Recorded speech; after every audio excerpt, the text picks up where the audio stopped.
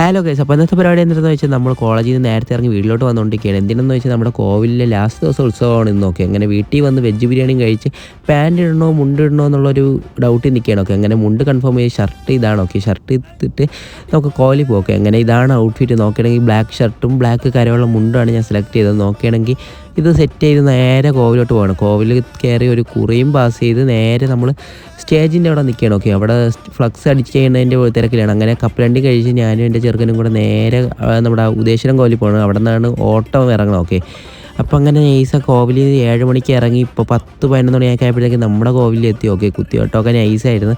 അങ്ങനെ ആ ഒരു രീതിക്ക് നിന്ന് ലാസ്റ്റ് നമ്മുടെ ഡാൻസാണ്. ഓക്കെ, ഡാൻസ് കളിച്ച് ഊപ്പാട് വന്ന് അങ്ങനെ വീട്ടിൽ വന്ന് ഡ്രസ്സ് മാറ്റിയിട്ട് നമ്മൾ ഇനി ഭക്ഷണമേളയാണ്. ഓക്കെ, ഇപ്പോൾ നൈസ് നോക്കുകയാണെങ്കിൽ ഐസ്ക്രീം ഇത് തുടങ്ങി. ഓക്കെ, ഐസ്ക്രീം 1 എടുത്ത് 2 എടുത്ത് 3 എടുത്ത് എൻ്റെ അടപ്പ് ഇളവും വരെ ഞാൻ കഴിക്കാനുള്ള പ്ലാനാണ്. ഓക്കെ, കഴിഞ്ഞ വർഷം ഞാൻ 15 ഐസ്ക്രീമാണ് എൻ്റെ റെക്കോർഡ്. അങ്ങനെ 7-8 ഐസ്ക്രീം നമ്മൾ ഈ വട്ടം കഴിച്ചിട്ടുണ്ട്. ഓക്കെ, അപ്പം നിങ്ങൾ വിചാരിക്കും എൻ്റെ വീട്ടിൽ കൊക്കോ പുഴു ഉണ്ടാകുന്ന, ഇതൊക്കെ ഒരു വട്ടമല്ലേ കിട്ടുള്ളൂ ഗൈസ്. അപ്പോൾ ഇനി അടുത്ത വർഷമേ കാണുള്ളൂ. അപ്പം ഗൈസ്, അപ്പോൾ ഈ വർഷത്തെ ഉത്സവം കഴിഞ്ഞു. അപ്പോൾ എന്താണ് നിനക്ക് പറയാനുള്ളത്?